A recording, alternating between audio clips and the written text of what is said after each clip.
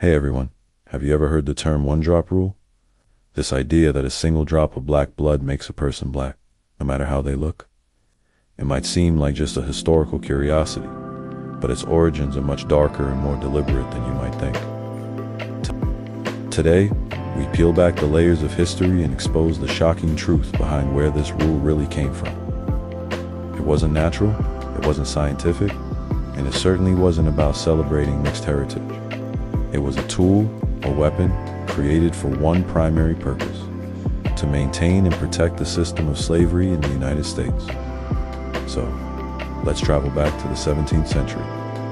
In colonial America, the lines of race were still being drawn.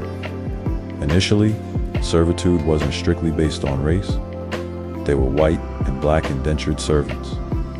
But as the plantation economy boomed, the demand for cheap, permanent labor skyrocketed.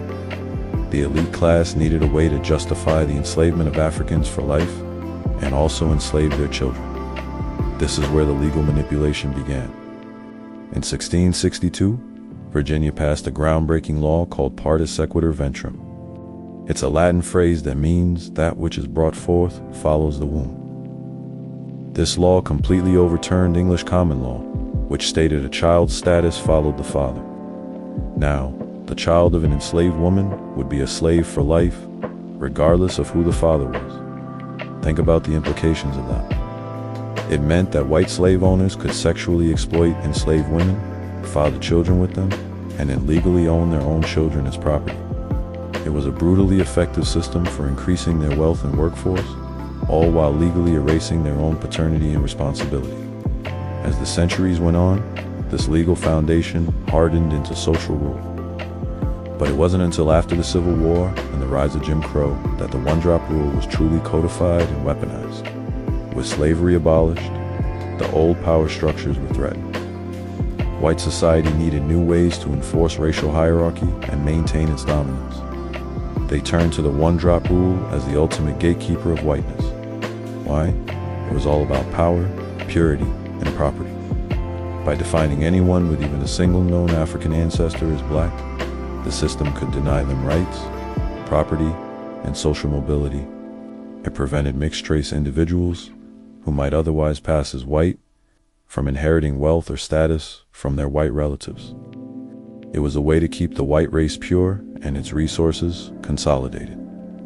The one-drop rule ensured that the color line was bright, clear, and absolute. There was no in-between. You were either white or you were not. To justify this, they enlisted the help of pseudoscience. In the late 19th and early 20th centuries, the eugenics movement was gaining steam. So-called scientists promoted racist theories about blood purity and racial inferiority. They claimed that blackness was a pollutant, a taint that could be passed down through generations, and that even one drop was enough to degrade the superior white race. These ideas, completely baseless and unscientific, were presented as fact. They were taught in universities, published in books, and used to pass laws across the country.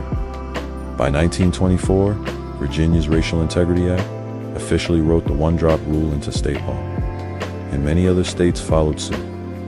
It became a powerful tool of social control used to segregate schools, neighborhoods, and even water fountains. It dictated who you could marry, where you could live, and what opportunities you were allowed to have. This wasn't some ancient, natural law of race. It was a modern invention, a legal and social construct built on a foundation of white supremacist ideology. So, the next time you hear someone casually mention the one-drop rule, remember its true history. It wasn't about acknowledging mixed heritage. It was a system deliberately engineered to protect the institution of slavery, to control labor, to hoard wealth and power, and to enforce a brutal racial hierarchy. It shows how ideas about race aren't fixed or biological, but are instead powerful social tools that can be created and used to shape society in profound and often destructive ways. Understanding this history is crucial to understanding the complexities of race in America today.